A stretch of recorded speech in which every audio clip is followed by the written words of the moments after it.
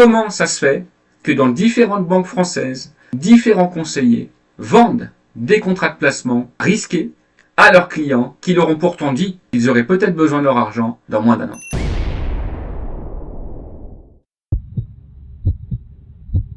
Pour ceux qui ne me connaissent pas, je m'appelle Ami Négociateur. J'aborde l'actualité, la politique et l'économie sans langue de bois. Ancien conseiller en banque, ancien gestionnaire en assurance, abonnez-vous. Alors, ce que je voudrais dénoncer aujourd'hui, pour l'avoir vu de mes yeux, la fraude au profil d'investisseurs. Le client parle une fois de ce principe, sachant et pensant qu'en France, eh bien, tous les conseillers qui travaillent en banque vont le guider en toute transparence, en toute honnêteté, en toute moralité et dans son intérêt à lui, au client. Alors, première erreur, mais ça c'est pas une fraude, sachez qu'en banque, quoi qu'il arrive, le seul gagnant à la fin de l'opération financière, c'est la banque. En tant que client, vous allez peut-être récolter des centimes ou des miettes. Après tous les frais exorbitants, frais sur versement, frais de gestion, frais d'arbitrage et commissionnements divers et variés, parfois occultes, sachez que le seul gagnant, ce sera la banque, l'organisme financier et le conseiller qui vous a vendu le produit. Parce que oui, les conseillers sont jusqu'à maintenant encore avec leur tableau Excel à faire des bâtons à la fin de la journée. J'ai fait 15 000 € de placement, j'ai fait 25 000 € de produits structurés. Mais là n'est pas le plus gros du problème. Ce questionnaire porte différents noms. Il peut s'appeler diagnostic épargne, il peut s'appeler questionnaire d'investisseur, il peut s'appeler questionnaire avant investissement. C'est un document qui est obligatoire et incontournable. J'ajoute que ce document est normalement à remplir uniquement par le client. Pourtant, j'ai vu de mes yeux, et je dois le dénoncer, à mon grand regret, puisque j'ai eu beaucoup de problèmes, et surtout des directeurs d'agence et des responsables des ressources humaines, pour certains machiavéliques, à la limite de l'illégalité, et certains, je vous le dis, devraient, à l'heure où je vous parle, être en garde à vue.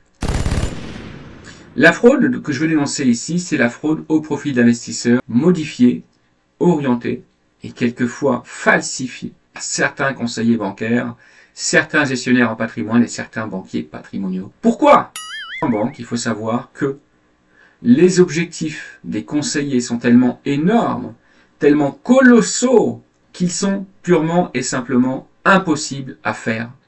Il y a deux moyens qui existent pour que les conseillers puissent faire leurs objectifs. Le premier moyen, qui est malheureusement classique, c'est de voler des clients à ses collègues. Ça, je l'ai vu de mes yeux à plusieurs reprises, et quelquefois avec la participation active, voire l'encouragement du manager. Deuxième moyen, c'est de mentir à ses clients, de leur faire croire monts et merveilles, de leur faire signer n'importe quoi, n'importe comment. Ça existe encore et je l'ai vu de mes yeux malheureusement. Mais le troisième moyen est beaucoup plus vicieux et c'est là où je veux en venir et c'est ce moyen-là que je veux dénoncer comme étant une fraude, comme étant hors la loi, comme étant interdit, c'est la manipulation du profil d'investisseur. Pourquoi ? Encore une fois, parce que le conseiller a des objectifs tellement colossaux en placement financier, ce qu'on appelle en jargon bancaire la collecte, et notamment en actions en unité de compte, pas seulement en produits garantis. Il faut savoir que les vrais objectifs de certaines banques sont en unité de compte principalement. Donc, ça veut dire que la banque oriente sciemment ses conseillers à pousser leurs clients à souscrire à des actions, à des unités de compte qui, comme vous le savez, présentent un fort risque de perte en capital. Certaines banques se livrent quasiment à une mise en danger financière de leurs clients. Ça a un lien, et je tiens également à dénoncer les banques, certaines banques, qui pour moi sont responsables de ce biais, de ce travers et de ces fraudes, et de ces conseillers qui, donc je vous le disais, manipulent ou falsifient les profils d'investisseurs pour justement amener, manipuler certains de leurs clients aux résultats qu'ils escomptent, c'est-à-dire faire investir un client dans le produit, dans la solution, dans le contrat dont le conseiller a besoin pour compléter ses objectifs, en l'occurrence la collecte en unité de compte, en bourse et les produits structurés. Qu'est-ce que c'est les produits structurés ? Je vous ai fait une vidéo il y a 2 jours là-dessus. Dans tous les cas, n'oubliez jamais que la banque prend sa commission, ses frais sur versement, ses frais de gestion mensuels ou annuels, les frais liés au gérant d'actifs, les éventuels frais d'arbitrage quand vous changez, vous savez, de support. Vous savez qu'il y a des clients qui ont plusieurs livrets bancaires, au-delà du livret A et du LDDS. Eh bien, les conseillers, certains en tout cas, dans certaines banques, mentent à leurs clients en disant que il vaut mieux prendre l'argent de ces livrets et les mettre sur un contrat d'assurance vie, ou pire, sur un fameux produit structuré dont je viens de vous parler, qui présente pourtant un fort risque de perte en capital si le client a besoin de sortir son argent avant les 8 ans ou 9 ans ou 10 ans d'engagement qui sont prévus à ce type de contrat, et donc risque de tout perdre. Eh bien, certains conseillers en gestion de patrimoine modifient ou orientent le fameux profil d'investisseur de sorte que le questionnaire propose en conclusion, oui monsieur le client, d'après le questionnaire et d'après la réponse que vous venez de fournir, il faut investir sur un produit structuré, il faut investir sur une assurance. Mais le seul problème, c'est que pour connaître parfaitement ce type de questionnaire, il y a une question qui est centrale dans le questionnaire, qui est à l'âge et à l'horizon de placement, qui est marqué ici. Cette question, sur l'âge et l'horizon de placement, elle est fondamentale. C'est elle qui détermine l'éligibilité, donc la possibilité qu'aura le conseiller à la fin de ce questionnaire de vendre, de proposer tel ou tel type de produit. Et c'est là où réside la fraude, l'énorme fraude que j'ai vue de mes yeux, que je dénonce aujourd'hui. Si l'horizon de placement est inférieur à 5 ans, le conseiller, le gestionnaire de patrimoine n'a même pas accès à la possibilité de vendre un produit d'assurance vie, une action, un compte titre ou un produit structuré. Ça, c'est calibré, c'est verrouillé par l'AMF et par l'ACPR que je vous ai présenté en préambule. Alors vous allez me dire, c'est bizarre.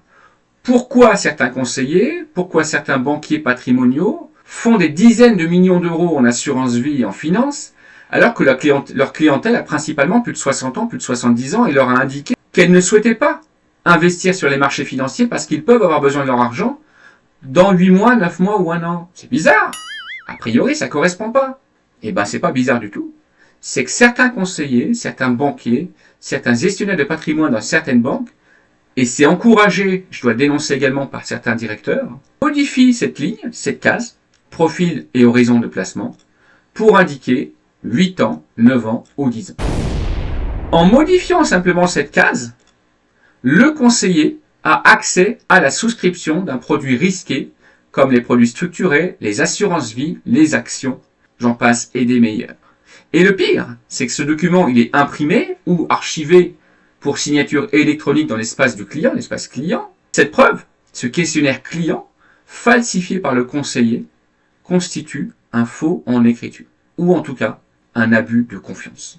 Ces choses-là, je les ai vues faire à de nombreuses reprises par de nombreux conseillers dans différentes agences, avec la collaboration, la bienveillance de certains directeurs d'agence. Le mensonge couplé à la falsification de documents officiels et contractuels constitue un délit, et c'est pour ça que je vous disais en préambule qu'à mon humble avis, certains directeurs d'agence et certains conseillers en gestion de patrimoine devraient être aujourd'hui en garde à vue.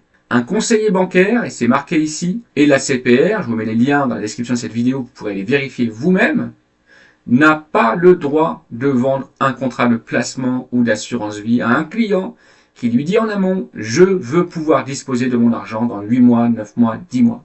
Alors la question que je vous pose, elle est simple. Comment ça se fait que dans différentes banques françaises, différents conseillers vendent des contrats de placement et des contrats d'investissement risqués à leurs clients qui leur ont pourtant dit qu'ils auraient peut-être besoin de leur argent dans moins d'1 an? Comment ça se fait? Et comment ça se fait qu'un conseiller bancaire qui dénonce ces éléments, vous savez, il y a une procédure qui s'appelle le lancement d'alerte, où normalement le conseiller est censé être protégé, eh bien lui-même est licencié par son entreprise, par sa banque, pour avoir fait trop d'emails à ses supérieurs hiérarchiques. C'est une vraie question que je vous pose, et j'aimerais vraiment avoir la réponse parce que je vous avoue que j'y comprends rien. Partagez en urgence, réagissez, commentez. Salut les amis, c'était Ami Négociateur.